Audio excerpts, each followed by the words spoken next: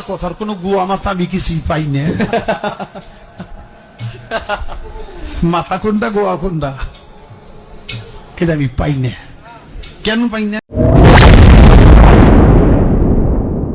বাংলাদেশ ধর্ম অবমাননার অভিযোগে বাউল শিল্পী আবুল সরকারকে গ্রেপ্তার করা হয়েছে।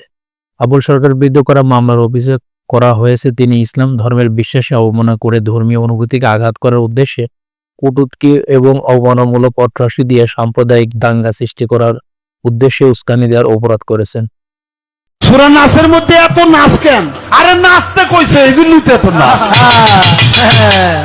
উলাউযু বিরাব্বিন নাস, মালিকিন নাস, ইলাহিন।